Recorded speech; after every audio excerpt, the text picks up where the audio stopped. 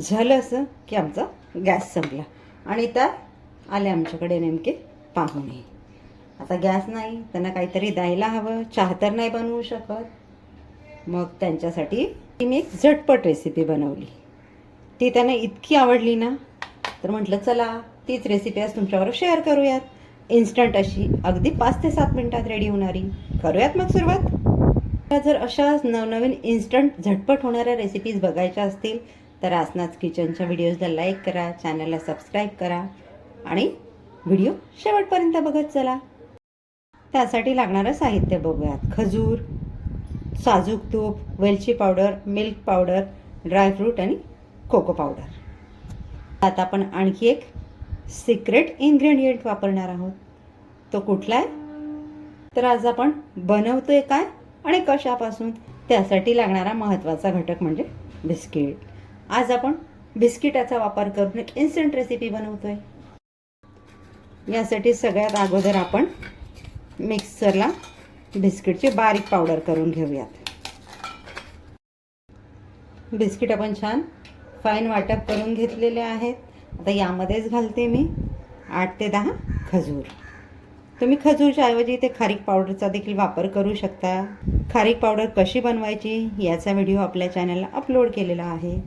तर हे देखील आपल्याला मिक्सरला फिरवून घ्यायचं आहे बिस्किट पावडरमध्येच.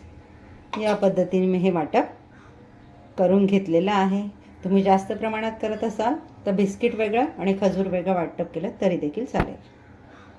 वाटप केलेलं मिश्रण मी एका बाउलमध्ये काढून घेतलं. यामध्ये घालते 2 चमचे मिल्क पावडर, 1 चमचा कोको पावडर.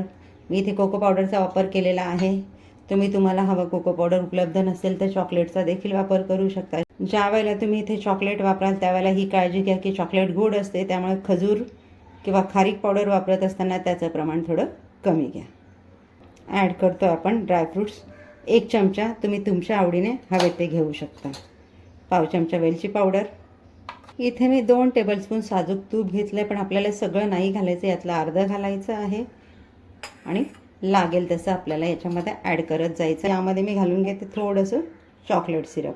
हे ऑप्शनल आहे, नसेल घालायचं तरी चालेल. या पद्धतीने आपण याचा डो तयार करून घे. याच्यात मी छोटे छोटे लाडू बनवून घेते. तुमच्याकडे कुकी कटर असेल तुम्ही त्याचा आकार देऊनही याच्या कुकीज बनवू शकता, पेढे बनवू शकता. मी आपले छोटे छोटे लाडू बनवून घेते आहे. तर याच पद्धतीने मी आपले उर्वरित सर्व गोळ्यांचे लाडू बनवून घेते. तयार केलेल्या मिश्रणात आपले 13 ते 14 लाडू तयार झालेले आहेत. आता आपण यांना डेकोरेट करून घेऊया. यावर मी घालून घेते थोडंसं चॉकलेट सिरप. डेकोरेशनचा पार्ट हा तुमच्या चॉईसने. यावर मी लावून घेते थोडे पिस्त्याचे काप. रेडी झालेले आहेत आपले गॅस, दूध याचा वापर न करता बिस्किट लाडू. बनवायला जितके सहज, सोपे, झटपट, चवीला तितकेच अप्रतिम लागतात. तुम्ही एकदा नक्की बनवून बघा, तुम्हाला आवडतीलच.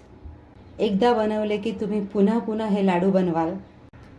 भेटूयात पुढच्या व्हिडिओमध्ये एक नवीन रेसिपीसह. थँक्यू.